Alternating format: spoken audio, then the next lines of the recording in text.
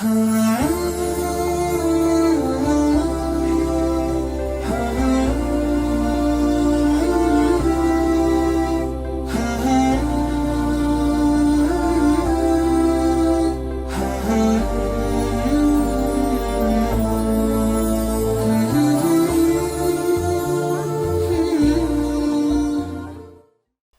alaikum të dashur miq, po takohemi bashkë në këtë takim të parë të kësaj sezone të Ramazani lidhur me emisionin Dritarja e Agjëruesit. Është kjo dritare e hapur gjatë gjithë këtij muaji që do të keni mundësit në telefononi dhe t'i drejtoni të ftuarve tanë me pyetje lidhur me agjërimin, Ramazanin në përgjithësi apo edhe me çështje të tjera fetare.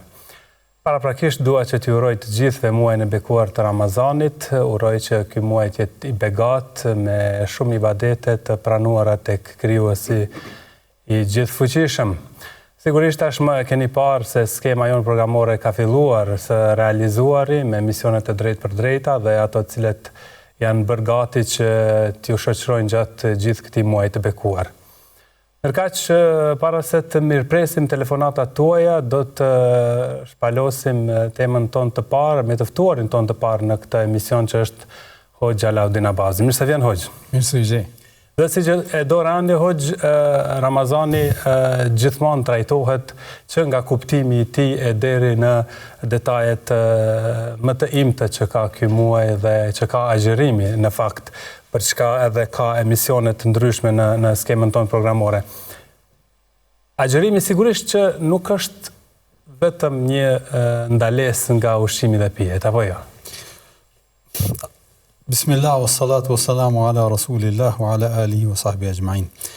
Po, bujar, ajo që ka du të me pas parasysh besimtari, po sa qështë, edhe besoj që shikuesit e juaj e kanë në ndërdijen e ty, agjërimi nuk është dietë, pra nuk është ajo braktisja e ushqimit edhe pijes, që faktikisht ndodh ajo, po nuk synon dietën që njeri ta mbajë trupin e tij, por është një, me thonë kushtimisht, një lloj transformimi që e fillon ndoshta me dietë, me abstenim nga ushqimi dhe pija, po synimin e ka diku tjetër. Pra njeriu që të filloj këtë transformim dhe këtë ndryshim në vetvetes e tij, duke filluar edhe me ato aspektet të përditshmërisë së tij, që është ushqimi dhe pija, kohët e oraret e këtyre shujtave, duke filluar pastaj te gjumi edhe gjërat të tjera në përgjithësi, pra një lloj transformimi me të cilën njeriu pra synon me arrit apo me ngrit në një gjendje që faktikisht edhe Zoti i Madhërisht në Kur'anin famlar thotë që ju ta arrini të devotshmërinë. Pra me devotshmërinë, pra për kushtimin ndaj Zotit të Madhërisht, duke bërë një ndërhyrje shumë direkte në ato rutinat e përditshmërisë sonë. Dhe pra të dyja çështjet kanë të bëjnë me brendësinë e njeriut. Përveç se ndryshon brendësia e organizmit, pra nuk ushqehet gjatë gjithë ditës, por sinon edhe ndryshimin e brendësisë, pra të zemrës në këtë rast. Faktikisht edhe prandaj edhe është ajo veçantia kur flasin hoxhallarët në përgjithësi për veçantinë e adhurimit, se është një adhurim shumë i fshehur, me thonë kushtimisht, apo intim, që ndërlidhet vetëm me personin apo me besimtarin, me agjëruesin në këtë rast, edhe me krijuesin e tij. Prandaj edhe Zoti i Madhërisht e specifikon as-sawmu li wa ana ajzi bihi, që agjërimi është për mua dhe unë do të shpërblej për të. Pra e tregon, e manifeston këtë çështje e sinqeritetit, apo jo? Këtu e tregon atë veçantinë se është një adhurim që faktikisht e synon në rand të parë këtë qiltërsinë dhe sinqeritetin e mirëfillt ndërmjet robit edhe krijuesit të tij në përgjithësi. Prandaj edhe ndërlidhet me këtë brendësinë për cilën po flisni apo e thatë që në fillim, pra ka të bëjë me këtë qasje që unë nëse jam në gjendje për hir të Zotit, me qëndru larg ushqimit edhe pijes edhe etjes, ujit e gjërave dhe këtë po e bëj vetëm për hir të Zotit tam, krijuesit tam, i cili më ka thënë që për mua duhesh me heq dorë nga këto gjëra prej lindjes diellit apo pak para lindjes diellit deri në perëndim, edhe ti po e bën këtë për hir të Zotit, andaj është një komunikim, me thonë, i njeriut me vetveten, me brendësinë e tij, që me i thonë ndal, se unë jam ai i cili kontrolloj trupin tem, edhe unë jam ai i cili detyroj ndërgjegjen time, karakterin tim, sjelljet e mia që të jenë në përputhje me atë që na ka urdhëruar Zoti i Madhreshëm. Dhe nga njerë shtrohet ajo pyetja pse Allahu e bëri obligim agjërimin. Në fakt besimtari kur është i bindur ndaj Zotit dhe i përgjigjet pa e bërë këtë pyetjen pse. Mirë po, ku qëndron urtësia që agjërimi mbeti obligim për besimtarin? Me folë për këtë tematik kem mundësi në shumë prizma, në shumë aspekte mi u qas. Do ta marrë vetëm njërin aspekt dhe ta është aspekti i kësaj që tham këtij ndryshimit edhe qasjes që e ka besimtari, faktikisht Zoti i Madhreshëm ka kërku prej neve që dalim nga ajo përditshmëria jonë, dalim nga ajo rutina e përditshme që ndoshta në mëngjes zgjohemi, kur zgjohemi në mëngjes, edhe është koha e kafjallit, ndoshta nuk kemi unë të nehajmë. Pra arsye se është tradit tash. Për disiplinë e ditës jashtë Ramazanit. Dreka një ashtu nëse jem punë, apo porosisin të gjithë ushqim, apo është koha e drekës han, pastaj darka një ashtu, dhe ndoshta shpesh herë han edhe pa e ndi nevojën e ushqimit, dhe kalon ndoshta ditë e javë e muaj që nuk e ndi ndonjëherë ndonjë uri për shkak të rutines. Prandaj çdo sen, edhe çështja e gjumit edhe gjërave që i bën përditshmërinë, sikurse Allahu i Madhreshëm po i fol ndërgjegjes tane se dil nga kjo rutinë, nga kjo përditshmëri, nga këto zakonet që tu kanë bë pjesë e jetës tane, dil edhe ndryshoje veten. Dil mos rrin në ato adete dhe mos u bë. Me çfarë ta ndryshoj veten besimtari? Fillimisht me këto praktike. Pra me këto praktike, pra me ato përditshmëritë, pastaj edhe vjen ato djerat që në rand parë hin te karakteri.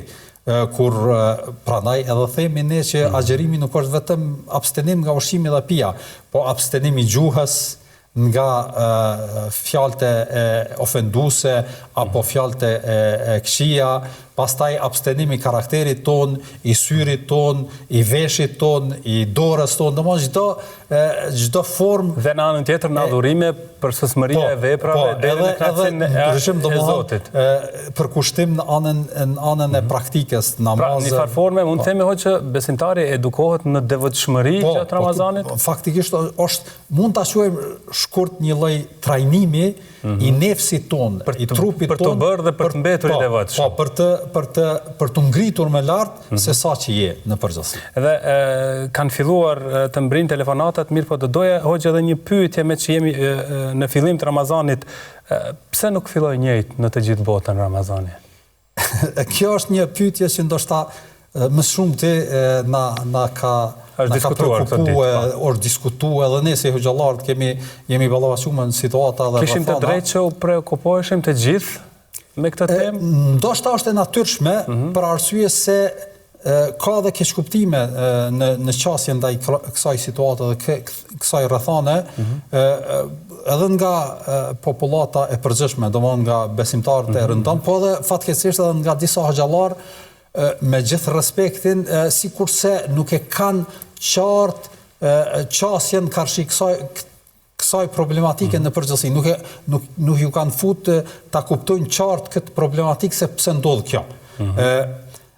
Neve në një emision tjetër me hoxhën Lukman ndoshta e kemi trajtu pak ma gjërësisht çështjen e llogaritjes astronomike dhe shikimit hanës, edhe kemi bë do detajizime, nuk po du tash me ngarku këtë emision me ato sqarime që i kemi bërë. Po, vetëm ajo që ka po du me potencu është se vërtet njerëzit duke përfshi edhe ndoshta disa njohës të çështjeve në përgjithësi aspekteve fetare, në qasjen karshi këtij fenomeni, këtyre ndryshimeve, kemi dy ekstreme. Njëri ekstrem është që ndoshta i dhajnë prioritet jashtëzakonisht madh llogaritjes astronomike dhe sikurse e konsiderojnë që ajo çfarë po ndodh tash është një prapambeturi e muslimanëve, edhe një pra në vlerësim i krejt shoqërisë muslimane, posaçërisht atyre vendeve të cilët ndoshta edhe atyre hoxhallarëve apo dietarëve bashkëkohor të cilët ndoshta insistojnë në çështjen e mbështetjes në shikimin e hanës dhe ka një lloj injorimi që ku ka mri bota, me çfarë shkencë, me çfarë arritje dhe tash ne të kemi kësi mos pajtime, pra është një lloj ekstremi të kësaj natyre që nuk e kanë kuptuar thelbin e mospajtimit edhe rrethanës se çfarë është duke ndodhur. Në anën tjetër kemi edhe disa musliman tjerë të cilët ndoshta janë në një pozitë se nuk e kanë parasysh se ulemat fukahat e vjetër kur kanë folë për llogaritjen astronomike që e kanë trajtuar para shekuj më herët, ata kanë folë për një rrethanë që vërtet llogaritjet e atyre astronomëve të asaj kohe, të cilët ndoshta shumica e tyre janë bazuar edhe me astrologji dhe me gjëra i thojnë në gjuhën arabe takhmin, edhe ne e përdorim si me tahmin. Pra jo diçka që ka qenë shumë e detajzuar edhe shumë e përpikt, dhe mendojnë që çdo llogaritje astronomike ka mbet në atë fazë, që faktikisht nuk është kështu. E sakta është mesi ndërmjet apo sqarimi i dy gjërave. E para, edhe fukahat që e kanë analizuar dhe kanë studiuar këtë që shumë qartë e shpjegojnë, ndoshta pe zgjatëm, po është nevojshme ta trajtojmë, shumë qartë e shpjegojnë që nuk ka dyshim që është e mundshme sot sipas krahasimeve apo llogaritjeve astronomike në fund të përpikt 1,000,000% qëllohet sakt lindja e hanës së re. Apo kur vjen ajo konjunksioni që i thonë do të thotë bashkimi apo ajo pozicioni kur vjen hana në 29 ditë e disa orë, vjen në atë pozitë që fillon lindja e re. Kjo konstatohet sipas parashikimeve edhe aftësive tash astronomike dhe shkencës që ka ardhur, në fund domethënë të 100% mund të gabimi në këtë është shumë i pakt. Por problemi nuk qëndron në këtë. Problemi qëndron në mundësinë e shikimit hanës nga toka, për arsye se në atë moment që lind hana e re, nuk ka mundësi ta shohim nga toka. Edhe kur kush prej fukahave në asnjë medhheb nuk ka thënë që në atë moment që lind hana e re ka filluar muji. Po në atë moment që ka mundësi me u pa hana prej tokës, atëherë fillon muji i ri tek muslimanët në përgjithësi. Edhe pse astronomikisht ndoshta fillon me këtë lindje, po nuk e di a ki parasysh kur lind hana e re në fillim nuk ka ndriçim. Pra arsye se këtë ndriçimin e bllokon se hana pra hana qëndron ndërmjet tokës edhe diellit, edhe kështu që nuk ka ndriçim, nuk ka mundësi me reflektu ai ndriçim në tokë. Kur të fillon të lëviz hana edhe del një pjesë e draprit që e kemi parasysh, atëherë fillon ai refleksion me ardhmë në tokë. Ky moment është lindja hanës re. Domthonë kur ne kemi mundësi me pa këtë hanë prej tokës, atëherë kjo është lindja e hanës re. Edhe tek fukahat në përgjithësi pa dyshim, kjo konsiderohet shikimi i hanës. Kjo mundësi nuk është gjithmonë e njëjtë. Këtu ka dallim. Pra, këtu mundet me u pa në një kohë, masi që lind hana 5-6 orë, 10 orë, mundet me qenë edhe 15 orë. Pra, varësisht prej pozicionit hanës, pastaj edhe kushtrave atmosferike, edhe rrethana ndryshme. E tash këtu ndodh mospajtimi. Prandaj, astronomët mund me thonë hana e re ka me lind, edhe si që ka qenë këtë herë. Pra, ata kanë thonë hana e re ka me lind, gjithsesi, po nuk ka mundësi ta shohim prej tokës në ditën e 29 të Shabanit. Nuk ka mundësi, si pas parashikimit, domthonjë që kjo nuk ka mundësi që kanë thënë, ka qenë parashikimi i tyre, nuk ka qenë diçka e prerë.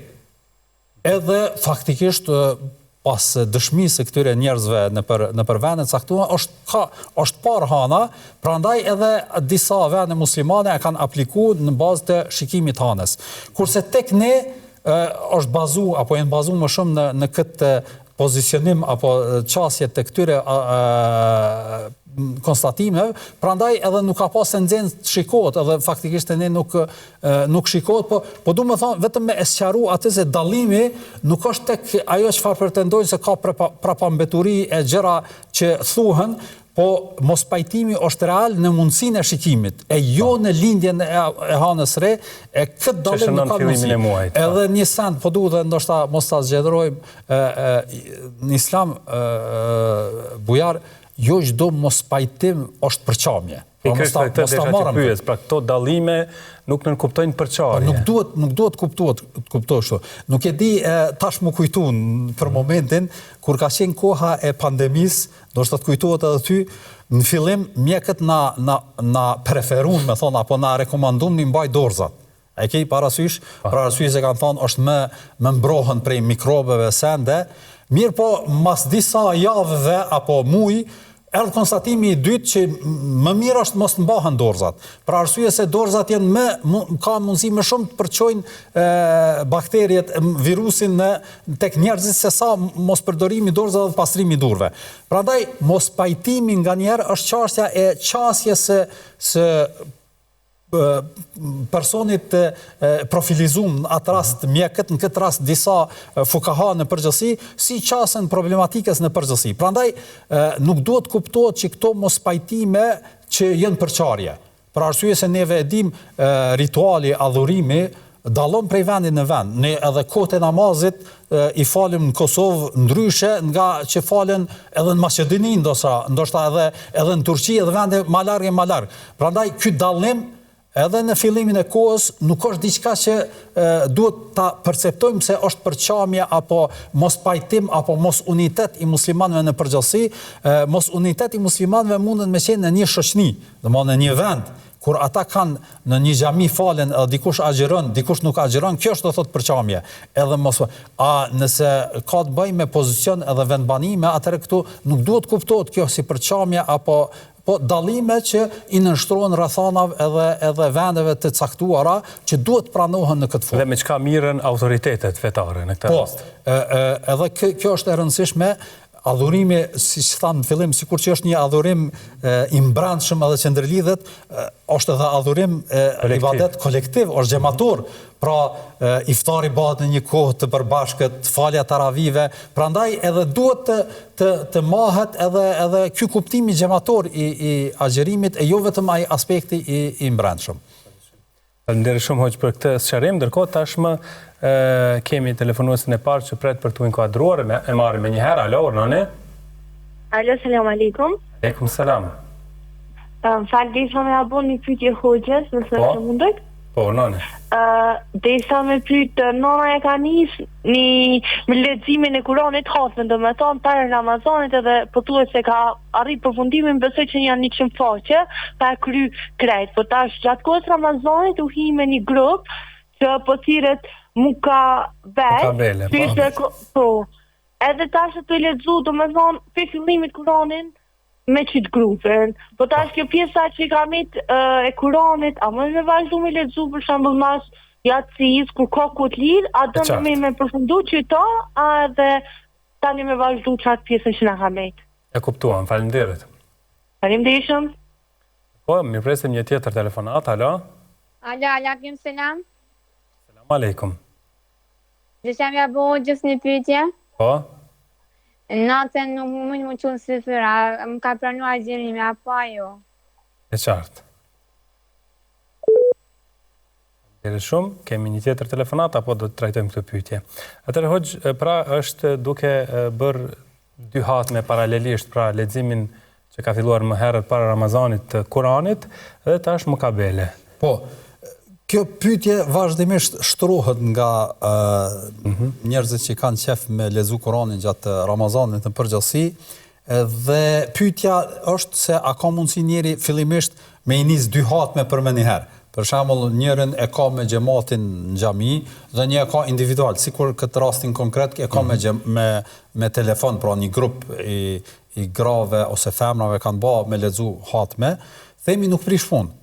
Vazhdon me hatmen individuale, me thonë kushtimisht që e ka fillu para Ramazani, vazhdon e lexon kur do që mundesh, mas Yacis ose mas Sabat ose kur do, edhe këtë Mukabelen e vazhdon aty si shkojnë gjitha ato motrat, edhe shkon së bashku me të dyjat, nuk prish punë, mundet edhe me 3 ose me 4 nuk prish punë. Pra nuk është obligative që kur e ke nisni hatme, siç mendojnë disa, që patjetër duhet veç me të më marr e mos me lexu diçka tjetër. Qartë. Syfyri, agjërimi pas syfyr është në rregull? Po, edhe kjo pyetje ndërlidhet me çështjen e njetit. Shpesh te ne e kanë një farë vezvese, me thon kushtimisht, e kemi sqaruar disa herë edhe xhallar të tjerë në përgjithësi, që njeti në terminologji është për qëllim synimi, qëllimi njeriut, synimi për agjërim. Dhe ti, nëse faktikisht nesër është ditë e Ramazanit, edhe bjen me flajt, edhe nëse nuk e thu me gjuhë, po thu ose ke kurdis orën për me uqu, ose synon me uqu, ka me të thirr dikush, edhe ke ra me flajt me këtë synim, me këtë qëllim, ti faktikisht veç e ke bën jetë. Pra, ke bo plan me agjëru nesër. Pra, kjo është e mjaftueshme.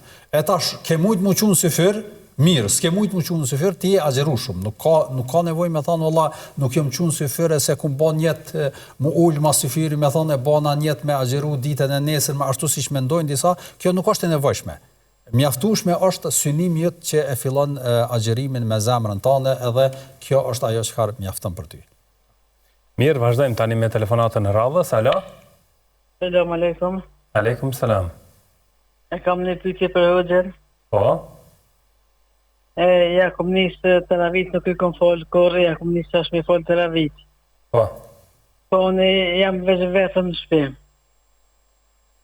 Po? A moj me fol teravit vetëm se jam në shtëpi. Qartë. Edhe sot e kote do të me fol teravit. Qartë.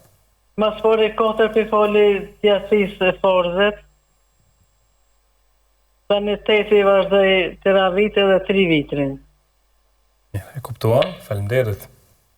Natën e mirë. Natën e mirë, mirë presim telefonatën tjetër. Alo? Alo, noni? A ikur, në mje keq. A bënë me i falë vetë teravit në shtëpi? Teravit faktikisht mund është mi falë edhe në shtëpi, mund është mi falë edhe në xhami, pra nuk është specifik e një namazi që është vetëm me xhamat që duhet mu apliku. Sikurse namazi xhumas, me thonë kushtimisht, që falet vetëm me xhamat. Teravit mund është mi falë edhe vetë edhe me xhamat. Pra, kjo gruaja pas e falet në shtëpi, ashtu që shtab mas pare e fal Yasin, pastaj e fal sunetin e fundit Yasis, edhe i fal teravit. Nëse do një falë 8 rekate, nëse do një falë 10 rekate, 12 rekate, 20 rekate, ndoshta edhe më shumë, sot dënë, e sakta është që nuk ka kufizim specifik se sa rekate duhet me qenë teravit. Kështu që sot do që mundet mi falë është mirë në rregull, edhe pasi që ti përmbyll teravit, e falë namazën e vitrit, ashtu që ka përmenë dhe në rregull është çdo gjë. Qartë, do të vazhdojmë me një pyetje që ka ardhur me mesazh, thotë, a prishet agjërimi nëse gëlltitet pështyma kur je i etur? Po, jo, nuk e kemi përmend ndoshta në një rast tjetër që njeriu gjatë kohës, gjatë ditës, ashtu siç thonë në mjeksi, parafërsisht prodhon pshtym në gojë 1 litër e gjys. Dhe ajo shkon në brendësi. Dhe kjo është proces i gjandrave të gojës, tajitjes, pra që është normale. Kështu që edhe përbirja e pshtymës nuk e prish agjërimin. Edhe këtë faktikisht është një vezves në përgjithësi tek popullata, tek njerëzit, mirë po fukahat këtë çështje e shtjellojnë shumë qartë edhe shumë thjesht që nuk ka kurfar telashe. Ka disa fukahat që e kanë potencuar që diçka është e urrëtur, jo që e prish agjërimin, që njeriu qëllimisht me grumbullu pshtymen në gojë, pastaj me përbi, këtë e kanë urrëtur. Jo që e prish agjërimin as kjo, po që e kanë urrëtur. Po sidoqoftë, ajo është proces natyror i njeriut, kështu që e përbin pshtymen shlir, pra mos ta bëj vezvese, i shohim disa kur është agjërueshëm vazhdimisht pshtyn, për mos me çu pshtyn në poshtë, kjo nuk është në rregull dhe nuk ka nevojë me u bezdisë me këtë. Është pjesë e njeriut, po natyrale. Vazhdojmë tutje, alo. Selam aleikum. Aleikum selam. Do shta me javoj pyetje Hoxhës. Po? Kur në gjinu se kam e para ditë sëtë që e kom në gjinu, po kom najtë të nditë në rastë. A prishtu në i kanë. A e kon smutë, vetë? Jo smutë, Jo, s'mu, si më konë, po jam me behane, me kokra, me sane dhe jam këgja nervëz. Kështu se jam i plagës dhe i burgës. Në këtë luftës, e bona shumë shpejt nervëz, po më najtë të nditën më luft në banes. Dhe me thonë, për herë të parë po agjeron. Për herë të parë, Amazon, dita parë e sërbit. Shumë falenderit. Nëse ka mundësi me ditë. Po, të ashtë përgjigjet, Hoxha, falenderit. Hoxha? Fillimisht e urojmë këtë që na ka telefonu, për këtë fillim, lusë Allah në madhërish me qenë fillimin i mirë edhe i hajrit, është normale edhe psikikisht ndoshta e ka pak të rëndum se vazhdimisht ndoshta kur është ballavaçu me këtë fenomen viteve të mëhershme e ka konsideruar si diçka të vështirë dhe këtë fillim mundet me një lloj, me thonë kushtimisht këso lloj frike që çfarë do të ndodh me mua, po shumë normale, edhe nuk është posaçërisht në këtë kohë, në kohën e dimrit agjerimi është diçka shumë e thjeshtë, nuk është diçka çka më bë kur është agjerimi kohë gjatë 5-16 orë, se për tani sa i bën parafërsisht 11 orë, 12 orë apo 13 orë i bën parafërsisht agjerimi që nuk është një kohë e gjatë. Shumica së cilës është edhe gjumë, edhe nuk ka vap të madhe që me kërku uje kështu me radhë, po inshallah është një fillim i mbar për të.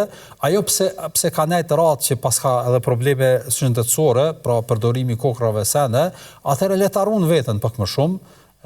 Nëse nin veten që nervozohet shpejt edhe gjërat kësaj natyre, atëherë le të ruhet, le ta mbroj veten e tij dhe le të mendoj rreth kësaj që përmendëm që në fillim, që ti je duke bërë një punë për hir të Zotit. Kjo nuk është punë e vogël. Edhe drejtoj Allah, thuj o Allah, ti po e sheh gjendjen time çush jam i smut me këto vështirësi, megjithatë apo ku më hjek dorë vetëm për hir tonin, me qenë vend kërkesën tane prej mëngjesit deri në mbrëmje, ku më heq dorë nga ushqimi dhe pija, o Allah pranoje këtë vepër, edhe mundohu që kjo të jetë një lidhje apo një fillim i ri ndërmjet teje edhe krijuesit ton. Edhe inshallah me këtë hapën rrugët edhe të largohen edhe ato prekupimet edhe vështirësitë me të cilat ndoshta i parashes që mundesh më ballavaçu në tutjen e ditët e Ramazanit.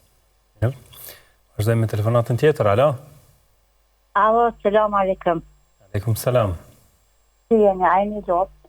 Unë jam një nanë vetë ushqyse, që se ka mundësi një ndihmë prej hoxhës, kam djalin 11 vjet. Edhe natën, do të thonë trenat shumë në gjumë, edhe dhëmbët shumë i shtrengon, edhe me mujtë në stop i bën të gjeste doktor Lasi me punë në Talakotit, ku mundu një hoxh për hir të Allahit, me gjithë se kom qenë njën Gjilan që ka qenë ma herët, kapi uj, e kom pas të një nobelit, po nuk po ka suksese. Qysh mundu me gjithë një hoqë, djalin më ma uzu, me hiqë të senet e kësia, që se ka mundësi. Sa vjeqar ishte djali? 10 vjeqar, apo? Jo, 11 vjeqar mi ka bo. E ka vullnetin mu falë të një nane që bëj namaz, a e sët ka gjeru gjithë ditën, po shumë, doktorla e ka një gjithë. Pa natën nuk bën gjumë të rehatshëm. Jo, asë shumë nuk bën, një pak nervoze shumë të madhe, një kap plokë, e ka shumë një nervoz shumë të madhe. Po gjatë ditës është mirë? Gjatë ditës mirë është, po dhe në shkollë diçka shumë, do më ta, mundet me ndo që e ka mungesën e prindin, që nuk e shë edhe që nuk e thirë. E kuptuam. Faleminderit shumë.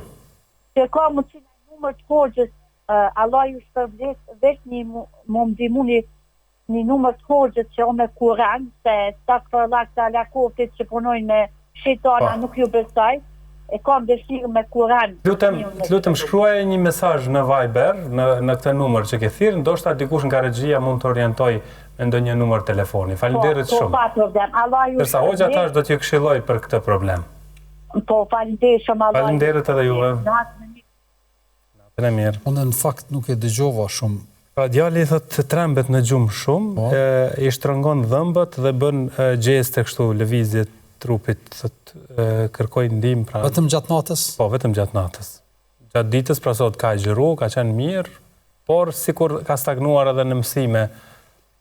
Po, mundet me qenë në gjendje e sehrit, apo edhe ndonjë mësysh e kështu me radhë, ajo çka do t'i kisha thënë është që të konsultohet me një hoxh që merret pak më specifikisht me këtë djalë, për arsye se mundet me kanë ndonjë rrethon e kësaj natyre, sidoqoftë le të mundohet gjatë ditës me marr abdes, me i fal namazet me kohë, dhikrin e mëngjesit edhe mramjes, nëse edhe ai s'mundet mi lexu vetë që kjo mi ja lexu atij direkt, pra ta bëjnë bashkë e kështu, po gjithsesi të konsultohet me një hoxh që mirret specifikisht me këto problematika. Mirë, do të vazhdojmë tutje, do të lexojmë mesazhin e radhës, do të aprishet agjërimi nga inhalatori për astmë. Inhalatori për astmë, që është ajo e thjeshta që zakonisht e ka një ilaç në brendësi dhe e përdor si pompë, ka trajtim, për arsye se neve kemi shpjeguar në raste tjera që agjerimin e prish çdo gjë që depërton në brendësi, dhe thithja e këtij ilaçi detyrimisht nuk shkon në lukt, po shkon në mushkri. Kështu që mos me detajzu edhe sqaru trajtimet e fukahave, themi që nëse ka mundësi me shty kohën deri mas iftarit, është më në rregull, mos me përdor. Mirë, po nëse ka obligativ me përdor edhe gjatë ditës, dhe është në pyetje ose me prish agjerimin, ose me përdor, ose me përdor këtë edhe me agjeru, atëri i themi le ta përdor në formë kufizume edhe mos ta prish agjerimin, për arsye se inshallah e saktë është që nuk e prish agjerimin përderisa sasia është shumë e vogël edhe depërtimi nuk është në lukt, por është në mushkëni, për arsye se ai ilaç depërton si ajër në mushkëri e jo dikon tjetër. Wallahu alem. Mirë, vazhdojmë tutje, të shohim a kemi telefonat tjetër për inkuadrim apo do të lexojmë një tjetër mesazh. Kemi shumë mesazhe që kanë të bëjnë me agjerimin, thot, a mund të agjeroj ai që punon rënd fizikisht? Parimisht... A mund të agjeroj? A mund apo a mund të aprish agjerimin? Ja, a mund të agjeroj? Po, gjithsesi mund të agjeroj, nëse ka mundësi edhe nuk i shkakton të lashe kjo, agjeron. Po, problemi është që a i lejohet të aprish agjerimin nëse është vështërsia shumë e madhe që nuk ka mundësi të përballoj, atëherë themi që ai parimisht për shembull disa lloje të punëve që ndoshta në disa rrethana është shumë e vështirë që mundet edhe me u dobësu edhe mos me usmu, atëherë themi që ai personi i tillë fillimisht e fillon agjerimin, e fillon ditën me agjerim, edhe fillon punën dhe punon sa ka mundësi. Nëse ka mundësi gjatë ditëve të Ramazanit në një ditë që vërtet është lodh shumë edhe mundet me humb energjinë edhe me u detyru për me shku me kërku ndihmë te mjeku, atëherë themi në këtë situatë le ta prish. Po parimisht jo mja barra vetit edhe me thonë une kam punën e vështirë edhe s'do të agjeroj këtë Ramazan, për arsye se kjo nuk është në rregull. Qartë, vazhdojmë tutje, kemi një tjetër telefonat, alo? Alo. Po? Alo. Selam aleikum. Aleikum selam. E kam një pyetje për huaxhin. Po? A bëhet nëse që se prish agjerimin që ka njeri 10 vetë si kur ona? 10 vjetë edhe ke agjeru, nuk e ke prish agjerimin. Po, jo, se kom prish. Lumt, faleminderit.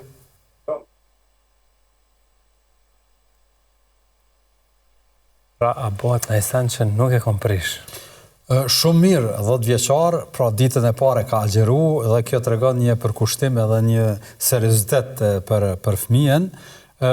Unë ju kisha thënë, po shfrytëzoj rastin në këtë pyetje, prindërve ju drejtohem që të punojnë me fëmijët e tyre për t'u mësuar agjerimin, po jo detyrimisht t'u arëndojnë nëse e shohin që fëmijët kanë vështërsi. Po, ndoshta gjatë muajit Ramazan, një ditë, dy, posaçërisht ata fëmijë që janë pak në moshë të vogël edhe ndoshta kanë problem me agjeru gjatë, qoftë edhe me agjeru një pjesë të ditës, kështu që me fut në praktikën e tyre një formë ritualin e agjerimin në përgjithësi, po duke u mundu apo duke përcjell secili prind fëmijën e tij dhe duke përcjell edhe shiku që mos po i shkakton ndonjë telashe agjërimit, atëherë në këtë rast të ndërhyjë ndoshta edhe ti rekomandoj ta prish agjërimin. Pra, që është e vështirë. Kjo të bëhet me fëmijët. Po mendoj gjatë insistues për të agjëruar. Gjatë javës apo gjatë Ramazanit në përgjithësi disa ditë me agjëru, disa ditë me i prish edhe kështu me bën një lloj kombinimi, inshallah. Vazhdojmë me telefonatën e radhës. Alo? Po, noni? Mirëmbrëma. Mirëmbrëma. Unë vazhdimisht çdo vjet e çdo sekond minutë që ju ndigjoj juve, por tashti fare nuk mundem me u inkuadru të ndigjoj drejt për drejt në televizor, si gjithmonë që ju kam ndigjoj. Jam shumë në hall, besoni. Dhe tash je drejt për drejt. Po unë jem me telefon, tash unë e mbaj telefonin të flasi vazhdimisht edhe të shikoj. Unë deshta në ekran si çdo vjet që ju kam pa. Edhe çdo ditë gati, gati, po çdo ditë ju kam dëgjuar. Mirë, tani mund ta bësh pyetjen dhe ta përcjellësh përmes televizorit përgjigjen. Po ashtu mande unë mundem me ju gjet në televizor mande, apo jo? Po. Po mirë, unë nuk gëzova shumë, besoni se s'vin ata të kësaj kablës me bo këtë probleme, ma zgjidhe këtë problem, më falni shumë. E qarë pyetje ishte se vonu në përmjet të telefonit u lidha. Si filluat sot Ramazanin? Bukur? Shumë bukur, zemër, veç une me 8 hapa në ditë jem të i pi. Si të them, shumë më vjen keq. A ke ndonjë pyetje për hoxhën? Moshën 8 vjetë e diçka, po edhe disa diagnoza e kam kështu të moçme, që duhet të i pi prej mëngjesi deri në mbrëmje 8 hapa në ditë. A do ta pyesësh hoxhën diçka? Mu më vjen shumë keq për këtë gjendje që e kam, shkaku që s'mundem me mbajtë, se ashtu edhe kemi të ndigjume prej jush edhe prej Zotit të falë qoftë. Po tash çka ishte pyetja? Për inkuadrimin. Alo? Çka ishte pyetja? Të falenderojmë shumë për inkuadrimin. Nuk kemi ndonjë pyetje tjetër në raport. Po unë kisha dëshirë shumë nëpërmjet të televizorit ju kam pa çdo ditë të gjërat. Dëshiron edhe përgjigjen ta dëgjosh përmes telefonit, apo? Po deshta nëpërmjet të telefonit, po unë do të shoh në televizor si gjithmonë që ju kam përcjell. Për çështjen e televizorit duhet të kontaktosh kompaninë që ju furnizon me internet dhe që japin përgjigje, nuk mund të japin ndonjë përgjigje. S'po përgjigjen, zemër jenë shumë të pandërgjegjshëm. Atëherë përgjigjen dëgjoje nga hoxha, pra hoxha ndihet keq që nuk mund të agjërojë për shkak të medikamenteve. Unë fillimisht e përgëzoj këtë nën në këtë moshë që faktikisht po ballafaqohet me vështirësinë e agjërimit për shkak të kësaj terapie që e paska të detyrueshme gjatë tërë ditës. Ashtu siç e përmeni vetë edhe kjo, paska dëgjuar dhe paska parasysh rekomandimet e hoxhallarëve në përgjithësi, madje edhe ajo çfarë thotë edhe Zoti i Madhërisëm, parimi i përgjithshëm është që njeriu nëse agjërimi i shkakton vështirësi në shëndet, e kam fjalën vështirësinë kuptimin e smundjes dhe ngadalësim të shërimit, atëherë nuk agjëron. Mirë po nëse agjërimi shkakton dëm kuptimin që ja shton smundjen edhe mund t'i shkaktoj një përkeqësim të gjendjes, atëherë edhe është ndaluar agjërimi, ashtu siç konstatohet edhe sqaron e Zoti i Madhërisëm në Kur'anin famullar. Prandaj kjo grua nëse vërtet është në atë rrethon që duhet vazhdimisht me i përdor këtë terapi dhe nuk ka mundësi me agjëru, atëherë është e liruar për agjërimit dhe në vend kësaj, pra e kompenzon, pra nëse, siç po përmenden mosha e saj është mbi 80 vjet, pra e kompenzon për çdo ditë, nëse ka mundësi materiale, edhe këto në rrethanat mundësisë, kompenzon për çdo ditë të pa agjëruar një shujt ushqimi për të varfër, dhe kjo është e mjaftueshme inshallah. Besojmë që është e kënaqur që mori përgjigjen, sepse siç theksoj përmes televizorit nuk mund të na ndjek. Ndërkohë ne do të vazhdojmë, do të mirpresim një tjetër telefonat. Alo. Po, mu i kazu? Po, jeni drejt për drejt në emision. pari ju përshëndet, mirë mbrëma. Mirë mbrëma. Përshëndetje Hoxhe. Faleminderit. Jam ju ndëgju përmes televizorit edhe unë jam një non, gjyshe jam, edhe kam probleme edhe unë me shëndet, që 13 vjetë jam me 4 bajpata, me trumboz, edhe kur Ramazanit të kumë prishur. E pata dëshirë me pytë në Hoxher, a e kam gjuna që për agjeraj, a ju, për di. Po si është gjendja shëndetësore? Kur të kumë pytë asë një herë? A je mirë me shëndet, apo ndjesh mirë? Po jam me terapi, përdori terapin, punaj, edhe që ta po ta dëshirë me vetu na, a e kam gjuna, a ju, a... E kuptuam, faleminderit shumë. Vazhdojmë me një tjetër telefonat, alo? Alo, noni?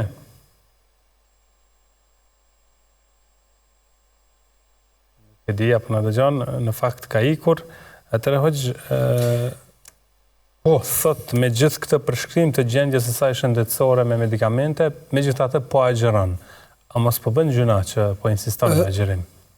Unë faktikisht nuk ka mundësi me dhënë një përgjigje shumë të detajzuar apo të prerë në këtë çështje dhe me thonë që ti je duke bërë mirë që po agjeron apo je duke bërë keq që po agjeron. Ndoshta më e drejta në këtë rrethon do të ishte që kjo të konsultohet me një mjek që është i besueshëm dhe e din vlerën dhe rëndësinë e agjerimit dhe ti sqaroj gjendjen e tij dhe ti shoh ato rezultatet e smundjeve apo terapisë që i përdor e kështu me radhë dhe mendoj që në këtë rast mjeku do t'i ndihmojë më shumë se hoxha. Edhe mjeku mund të kuptojë që abstenimi i agjerimit në kohën e ditës ai shkakton problem që mund t'ja përkeqësoj gjendjen ose ndonjë rrethon kësaj natyre, atëherë mund t'i thotë edhe mjeku që agjerimi për ty nuk bën apo bën.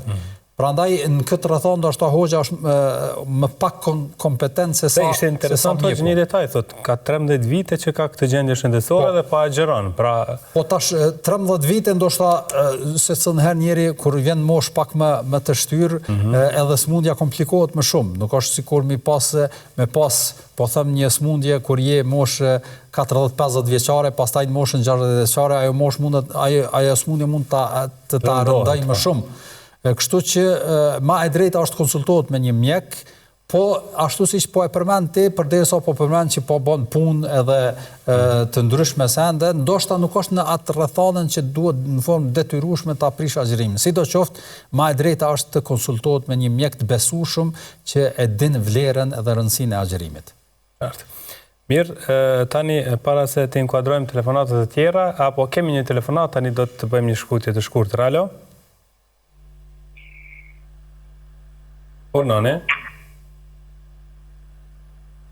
Selam aleikum. Aleikum selam. Agjerim të leftë ty, hoxhës dhe këtë agjeruzve. Gjithashtu edhe juve. Dhe ishte pak se shminta pyetje po drejtohen me sasajnë e gjendjes shëndetësore edhe ballafaqimit me agjerimin. Se si ata që pyesin, sigur ata që përgjigjen, le të kujtojnë jetën e sahabëve, vështirësitë e tyre, edhe ne me shkajnë ballafaqu ata dhe pejgamberi alayhi salam, në fakt kushte ka agjeru, atëherë tu ashtësojmë ose të bëjmë lehtësime njerëzve për agjerim përderisa namazin, zakatin, haxhin, këtë ka lënë Zoti, ka thonë robi vot për veti, agjerimin e vën për mua. Është vetëm një gjë që bëhet për Zotin. Po, lehtësime do të më konë minimale, besa, si shashkuhish në këtë formë. Shtoj që, jesë mund, ki vaj pas në zemër, po i agjeru së në ders, i shkanë zëve të agjeru shumë. Po kryj kjo, era agjerusit, era gojës agjerusit, ma e më gjithse e njësë. Falenderit shumë. Selam aleikum, Zoti ju dashtë, ju rujtë. Amin, edhe juve. Një krahasim. Sidoqoftë Allah e shpërbleft edhe qasjen e këtij vllau, megjithatë neve duhet me pas parasysh edhe një gjë që duhet me e potencuar ndoshta kur folëm edhe tek situata e rrethanës hënës, Islami është mesi, nuk ka ekstrem në asnjë qasje. Kështu që Allah i madhreshëm shumë qartë e ka përjashtu, ka thonë femen kana minkum maridhan aw ala safarin. Ai prej juve që është në udhtim, që është i smur apo në udhtim.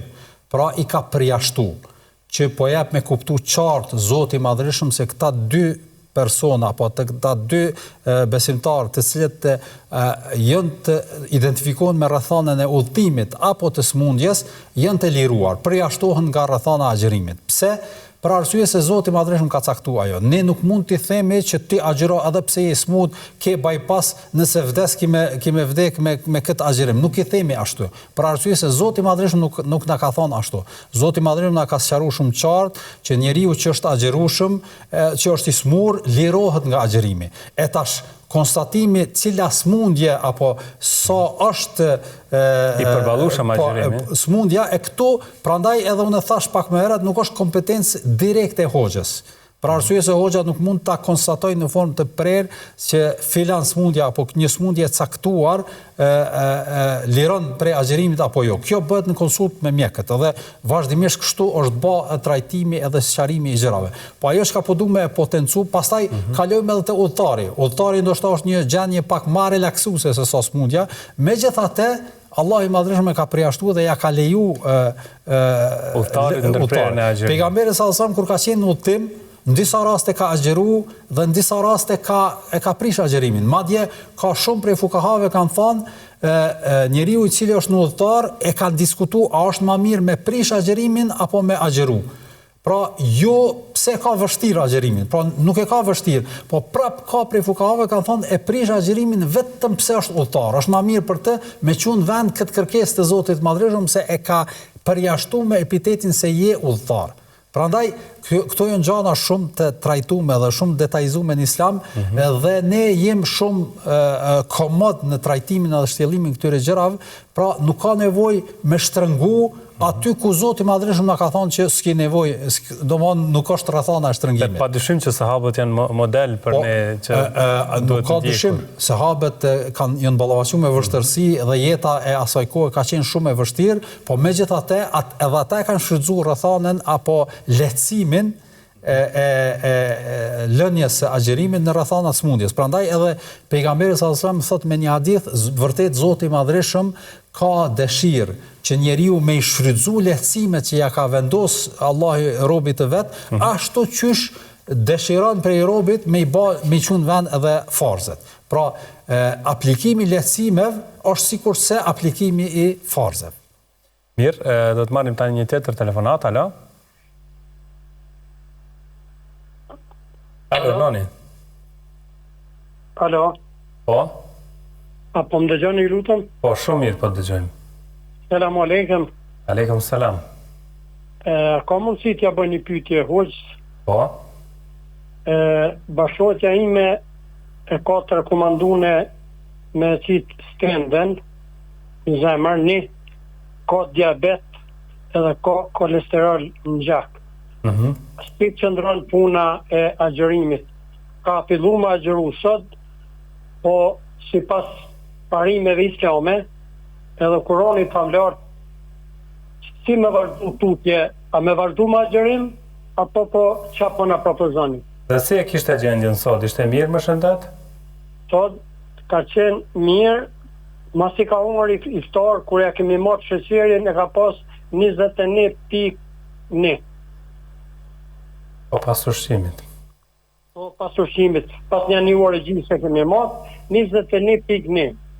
Edhe në ka humër pas gjohë, me letëm një kuptuar, vetëm huër, masi është si regull parimit islam.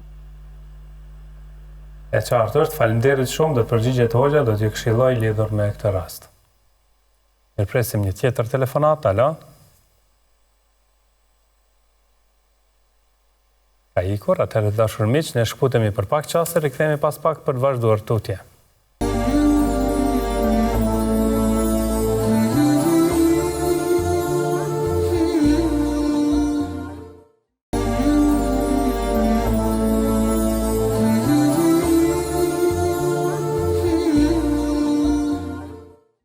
Mirëkthyer dashur miq, me Hoxhën Alaudin Abazi do të mirpresim edhe më tej telefonatat tuaja në këtë takim të parë të emisionit Dritarja e Agjëruesit. Ndërkohë, Hoxhë, kishim një telefonues më herët, thotë gruaja e tij duhet vendos stendat, ka diabet, kolesterol e kështu me radhë. Sot ka agjëruar, mirë po gjendja e sheqerit pra ka qenë e lartë, pra 21 e ca. Ndërkohë, si duhet të veproj, të agjëroj apo të abstenoj? Prap edhe në këtë rrethon, unë nuk mundem t'i rekomandoj në formë të prerë të agjëroj apo jo, megjithse në bazë përshkrimit si po bëhet nga ana e burrit, po vrehet që ka rrezikshmëri, edhe megjithatë unë i kisha preferu këtij që të bëj një konsult me ndonjë mjek që e kanë ose diskutojnë me të këto probleme, po detyrimisht me kanë ai mjek që e kupton vlerën edhe rëndësinë e agjërimit, kështu që ai e konstaton më drejt a i shkakton problem agjërimi kësaj gruaje apo jo. Megjithse unë prap në bazë përshkrimit po e shoh që mundet me qenë e dëmshme agjërimi për të. Po sidoqoftë nëse konsultohet me mjek do të ishte më në rregull. Wallahu a'lam. Mirpresim telefonatën tjetër. Alo. Selam aleikum. Aleikum selam. Urime Ramazani. Faleminderit, urime edhe për ju. Faleminderit. Ndoshta me bëni pyetje Hoxhës, hat me azinet me cikël, kështu para prek me diçka, me naj tesh ose diçka, azinet hat me këta. E qartë. Edhe mbulesën e kam nuk para gjithë a duhet veç kokën me mlu kështu me fustan, apo dhe të arrosh, kështu me naj sham i gjatë, kështu dhe ma e gjatë që është, që përveshin do, për di shumica përveshin ma shumë, pëmlojnë kokat në koka, ma shumë, a dhe karot nuk pëmlojnë, për di që lash ma sartë. E kuptuam, faleminderit. Faleminderit, do t'jesh për blejt. Ju, mirpresim një tjetër telefonat, alo? Mirë, vazhdojmë me përgjigjet. Sa i përket leximit të Kuranit në kohën kur gruaja është me cikël, unë për vetin bazë të asaj përshkrimeve dhe sqarimeve që i kanë bë në përgjithësi fukahat, edhe në të kaluarën, po edhe në kohën bashkëkohore, them që më e drejta është që gruaja në këtë fazë mos të lexoj Kur'an si hatme. Dhe të largohet Kuranit, ashtu siç i largohet agjërimit, ashtu siç i largohet edhe faljes namazeve, edhe hatmen mos ta vazhdoj. Pse nuk ka mundësi me ndoshta 5-6 ditë jetë mrapa dhe nuk ka mundësi me përmbyll hatmen mrena Ramazanit, ai nuk po ka mundësi me përmbyll as agjërimin, kështu që e njëjta vlen edhe me hatmen.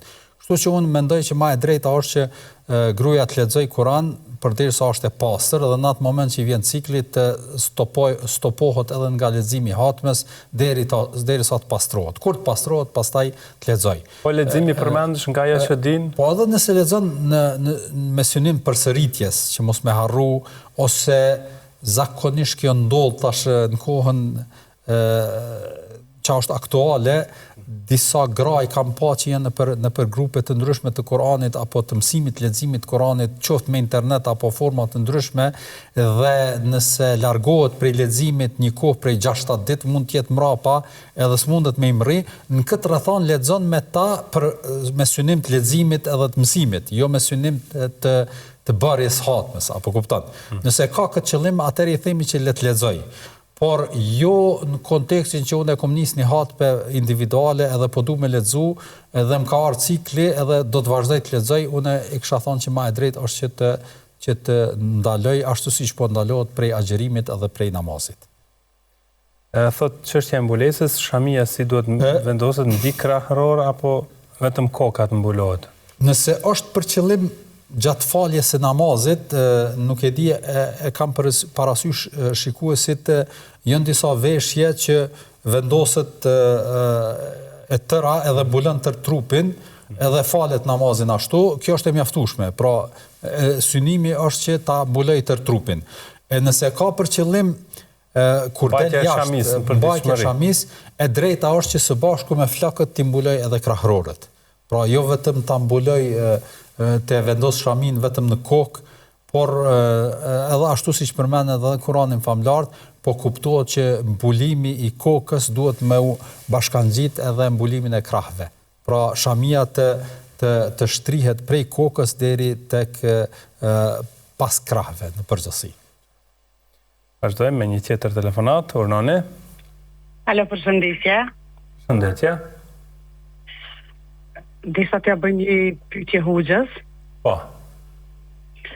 Dashta me pyet hoxhën që Kuranin shqip me lexu. A lejohet me lexu pa abdes? Edhe baba që më ka vdek që është baba, motra, për disa të vdekur, a duhet vetëm me bo lutja apo me shku te varrezat të Ramazanit? Qartë. Faleminderit shumë, Allah ju shpërbleft. Amin edhe ju, faleminderit për telefonatën. Po, Hoxh? Sa përket leximit pa avdes, po e përmbyllu me atë që fillum edhe me hatme në përgjithësi. Në këtë rast, përkthimi kuptimeve të Kuranit. Leximi i Kuranit, qoftë edhe në arabisht, në përgjithësi pa abdes është i lejuar. Dhe në këtë ka ijma, domthonë konsenzus të ulemat në përgjithësi. Mos pajtimi qëndron në prekjen e Kuranit pa abdes. A lejohet apo jo? Shumica dërmuese e ulemave thonë që nuk është mirë, nuk bën me prek njeriu kur mushafin pa abdes. Mushafi është për qëllim Kurani që është i shkruar arabisht, jo Kurani që është për kthim, ose Kurani që është komentim, janë disa libra në gjuhën arabe që janë komentim i Kuranit, jo kjo. Mushafi, domethënë që është vetëm fjala e Zotit Madhërisëm në libër, kjo domethënë për këtë kanë ndaluar shumica e ulemave me prek pa abdes. Disa ulema janë më fleksibil, po është debat, po sidoqoftë për leximin e Kuranit në shqip bën me lexu edhe me abdes edhe pa abdes atë nuk prish punë. Te çështja e lutjeve për të vdekurit? Po. Gjatë Ramazanit ose jashtë Ramazanit vizita në varreza për gra ka prej ulemave që kanë urrejt, pra e kanë konsideruar me kruh që të shkohet vizitojnë gratë varrezat muslimanëve në përgjithësi, sidoqoftë e sakta është lejohet, po jo teprohet në këtë gjë. Pra edhe mos synohet në ditë caktume, për shembull me thonë sot një vjet ka vdek nana ose baba ose vllau edhe po shkoj po e shoh, mi caktu vetit orare caktume, nuk është në rregull. Për arsye se kjo nuk është diçka që përfillet apo është e kërkuar apo rekomandohet në Islam, po mund është kohë pas kohe, jo me specifiku vetëm në Ramazan, po shkoj ose çdo Ramazan me shku, po kohë pas kohe nëse shkon me bë vizitë edhe bën dua aty nuk prish punë. Pra lejohet, por mos me bë shprehi ditë caktume, qoftë Ramazan apo ndonjë ditë përvjetori e kështu me radhë, mos mi bë këso kohë caktume, po ndonjë rast spontan apo vizitë e ndryshme lejohet, shkon edhe bën dua aty. Po edhe ma e drejta është që me bë dua duke qëndruar në shtëpinë tane vazhdimisht gjatë ditës, gjatë natës, kur lexon Kur'an, kur fal namaz, në sejdë posaçërisht në namazet të ndryshme, kur i kryen ato lutjet edhe madhrimin e Zotit Madhërisëm, bën dua edhe për veten, edhe për familjen, edhe për të vdekurit tuaj në përgjithësi, dhe kjo është ajo çfarë kanë praktikuar muslimanët gjithmonë. Mirë, vazhdojmë tutje. Alo? Alo. Ornoni. Selam aleikum. Aleikum selam. Am një pyetje për hoxhën. Cila është pyetja? A mundet me lexu Kur'an pa shami e vetmja në vot? Faleminderit. Në një, a mundet? Po. Unë fillestar jam për në Kur'an.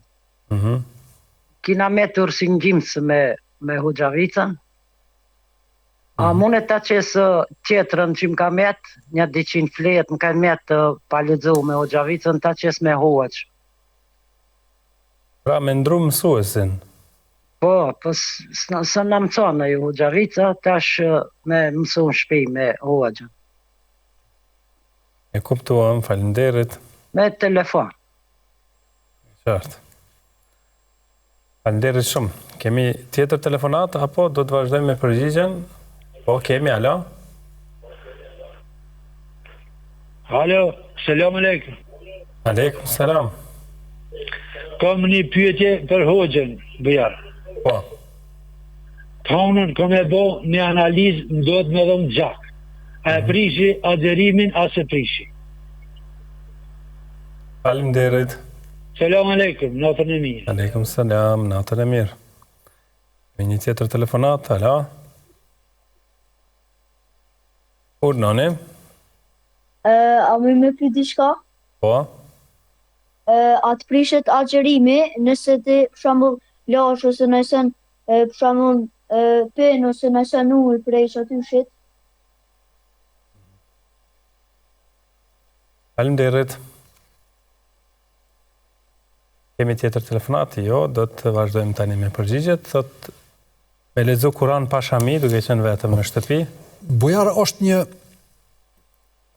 praktik ose një pretendim ndoshta tek të moshuarit më shumë, nuk është që e kom analizu shumë këtë çështje, që kanë urrejt gruaja me shami, me qëndru në shtëpi, me hangër bukë, edhe faktikisht me përdor shamin gjithmonë, pavarësisht a je jashtë apo mbranda, gjithmonë me qenë me shami.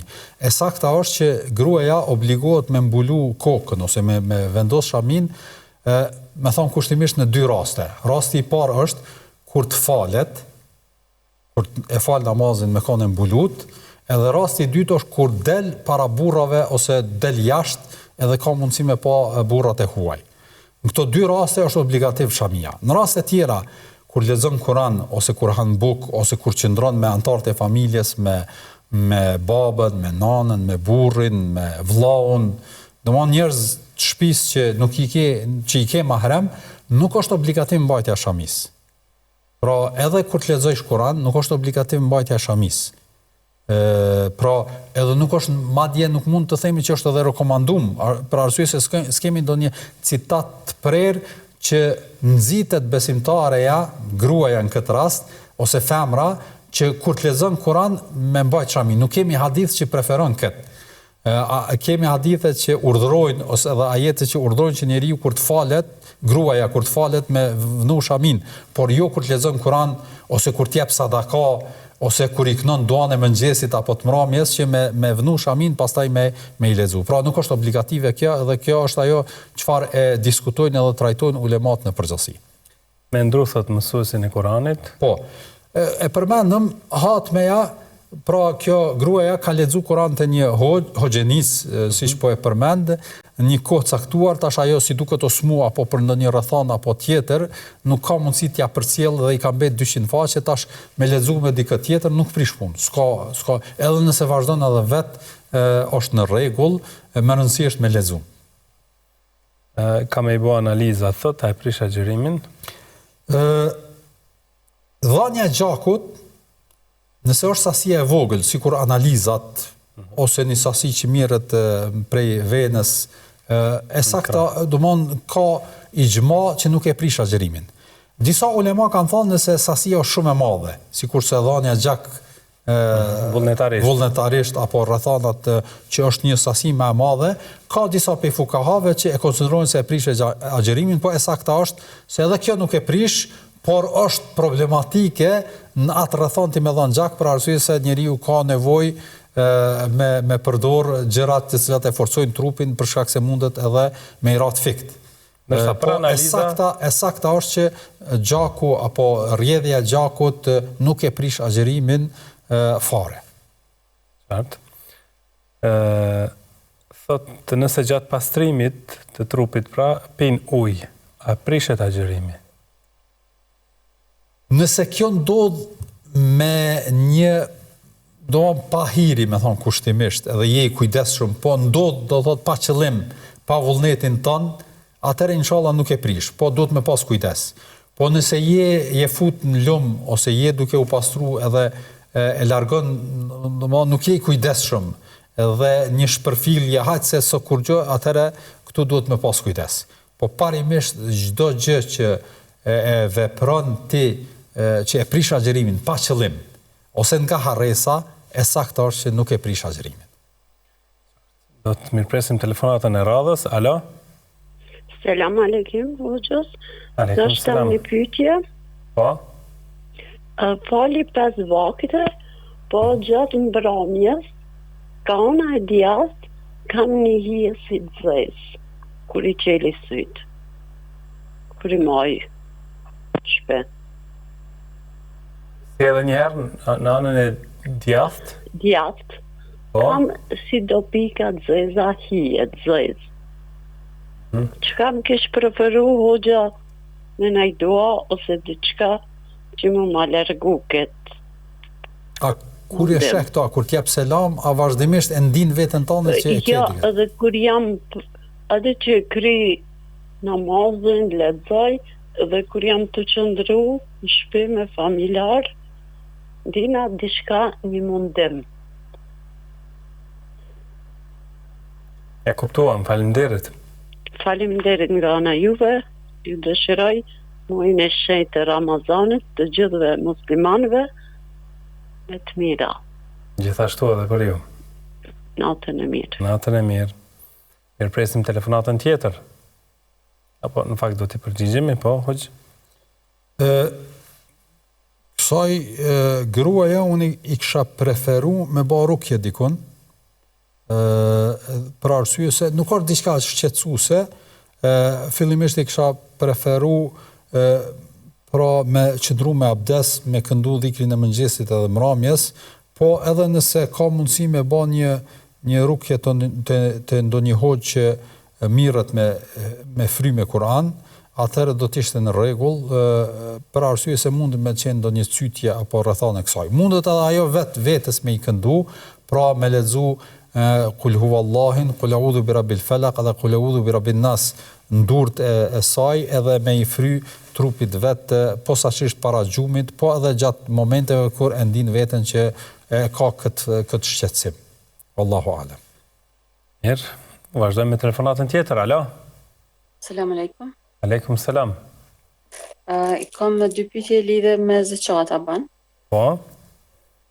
Pyetja parë është sa është vlera që duhesh me dhon zeqat këtë vit. Edhe e dyta është për shembull femrat gratë që janë vise dhe që kanë arit, që kanë marrë dhurata, e kanë për detyrë me dhon zeqat për çat ari ose çat pasuri që ju rën. E qartë. Të qartë? Po. Faleminderit.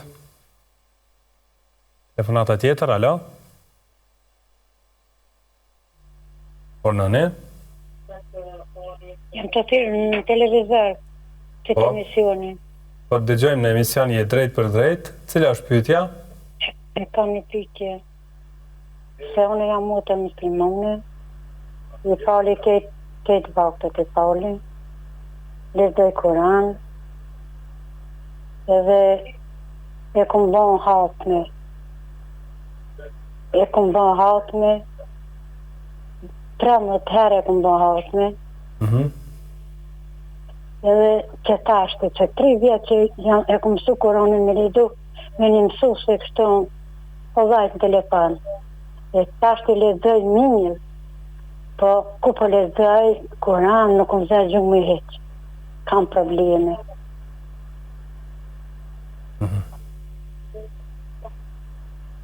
E qartë. E po du me ditë qa kam kështu, nuk e di, po kam probleme me gjumë. Faleminderit shumë.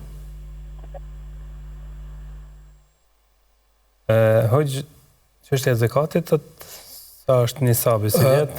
Nisabi si vjet ka lëviz mjaft bujar ari në fillim, domthon ka fundi dhjetorit ka qenë një ngritje jashtëzakonshme që ka arrit rekordet shumëta. Tash sfundimi muajin e fundit ka ra mjaft. Nuk është që kam përcjell domthon këto muajin e fundit sa ka ardhur, po parafërsisht është aty tek 8.000 euro, nëse nuk gaboj nisabi në përgjithësi. Po nuk jam shumë i sigurt për shkak se nuk e kam shikuar kohëve të fundit.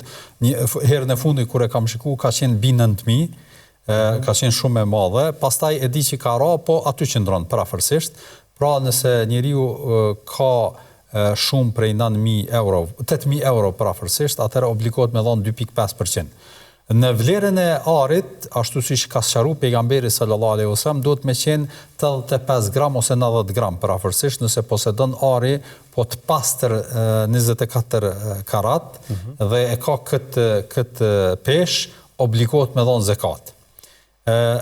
Ndërsa stolit dhe dhuratat, nëse ka 80 gram apo 85 gram mirë, po është 18 karat ose më pak, atëherë kjo është një matematikë që vlerësohet sa duhet me qenë për me arrit nisabin, pra duhet me qenë më shumë se 80 gram. Pra jepet edhe për këto, por ndoshta një kalkulim tjetër. Po një kalkulim më të shumë për arsye se duhet me arë vlera reale e arit që me qenë 24 karat. Kurse sa i përket stolive të grave, që i kanë, është debat shumë i jashtëzakonshëm të fukahat, me dhëbin Hanefi është obligativ dhënia zakatit pavarësisht a janë stolit grave apo janë dukati është për synime tjera, dhe kjo është do thotë përzgjedhje e dietarëve Hanefi në përgjithësi, edhe disa dietarëve të tjerë, disa janë pak më fleksibil edhe kuptohet konkluza që mos më fut në elaborime shumë, them që nëse vërtet gruaja ka ari të kufizum që i përdor në përditshmërinë e tij